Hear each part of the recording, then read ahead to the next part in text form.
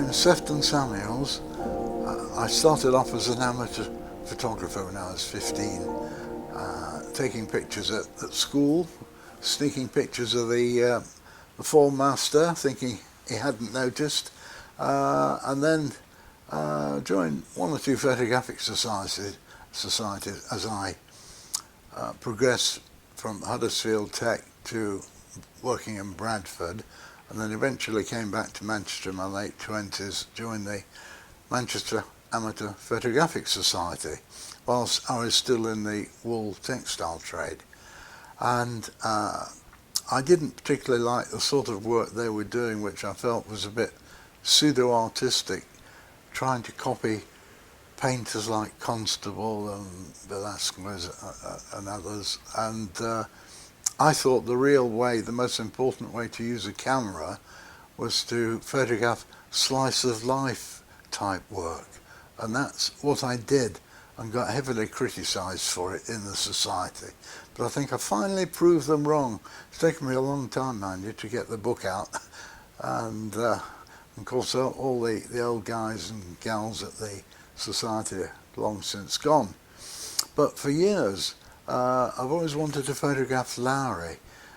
Since I went to Salford Tech at the age of 16, not knowing what I wanted to do, and I had a couple of years there doing textiles. And when I was at Tech, I used to pop into the Salford Art Gallery, which was next door, and look admiringly at Lowry's paintings. And various people, including some at BBC, where my wife worked, promised that they could get me in with Lowry, they knew him and so forth, and nobody ever did.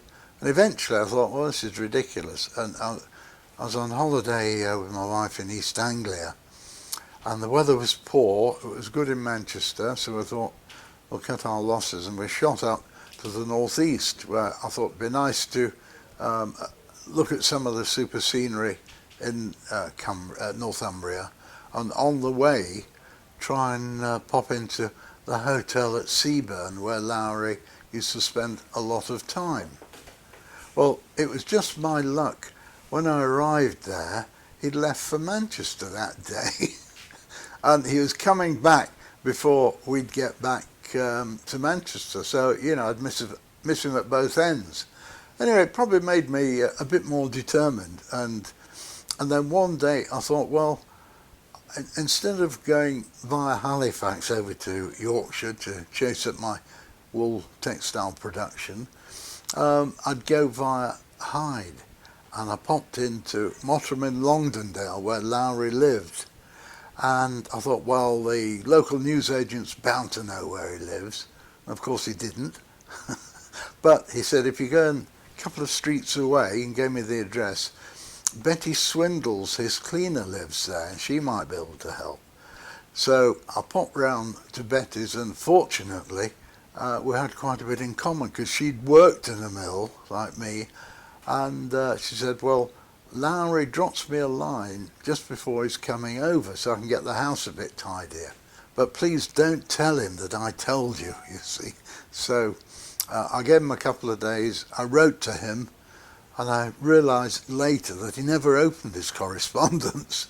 And anyway, I popped round, and there was a clanging of bolts, locks and chains, and Lowry peered round the door and said, what is it, lad? And I said, well, I did drop you a line about photographing you, and enclosed a picture. And he said, oh yes, I remember, lad. And it only took about 10 minutes, you know, to get to know him, to get rid of the frost, as it were. And he was very friendly and cooperative and relaxed. And I got a few pictures of him smiling, which is a bit unusual, I gather. And then I took some pictures in his living room, because he wasn't too keen on going out to Stockport, having a mill in the background. I tend to start with the obvious and then try and find something a bit different. So we went into his studio after taking some pictures of him, you know, sort of informal portraits in the lounge or living room. and I took some pictures, one of which is now a colour one on the front cover of Bill's brochure for the Lowry current exhibition.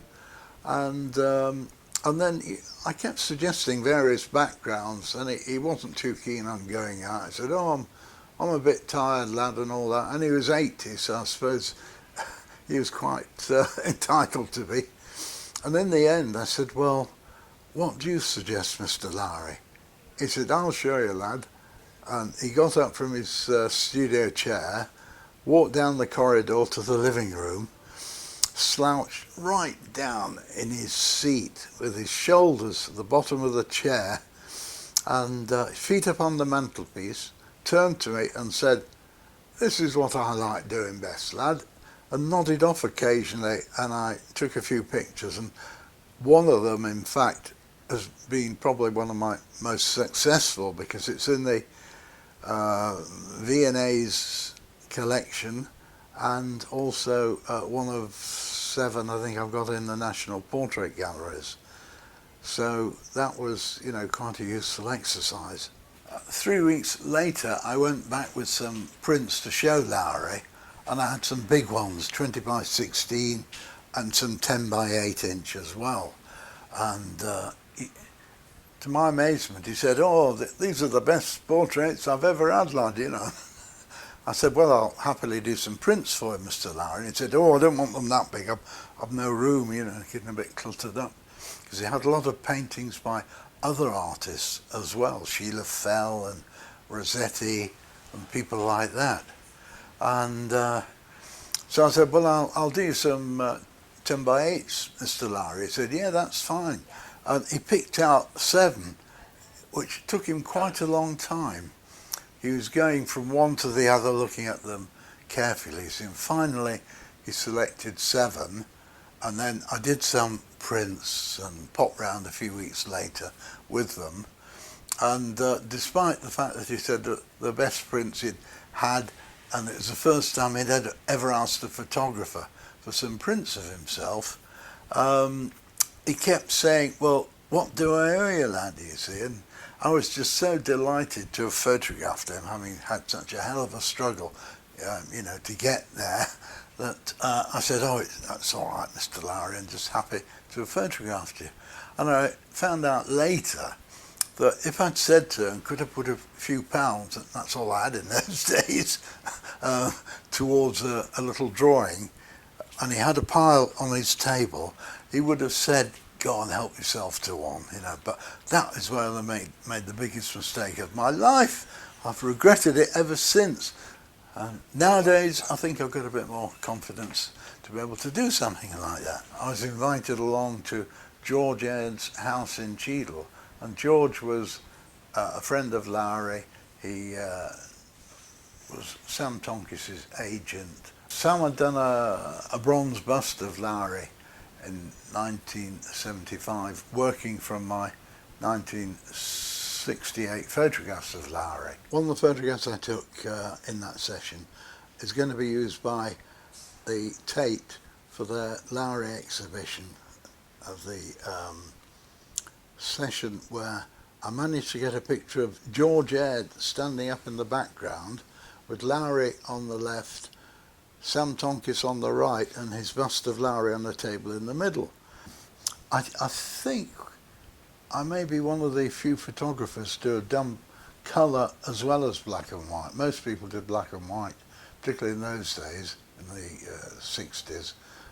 So these have been, quite useful, not only for the front cover of Bill's latest catalogue, but in other ways as well. As well as those names, I've photographed quite a few footballers, people like George Best, and some of the managers like Busby, Joe Mercer, the Liverpool manager Shankly, Brian Clough, and various other footballers as well. In my book Northerners, I've enclosed quite a few pictures of some of the more famous people I've photographed, apart from the kids in the back streets of Salford and Moss Side, but people like Lowry, of course, Sir Ben Kingsley, Harold Wilson, Winston Churchill, Theodore Major, another artist, all sorts of people really. Better not mention too many, otherwise going on for half an hour, I'll forget half the names. Anyway, but you cut that bit out. I like that. You like it?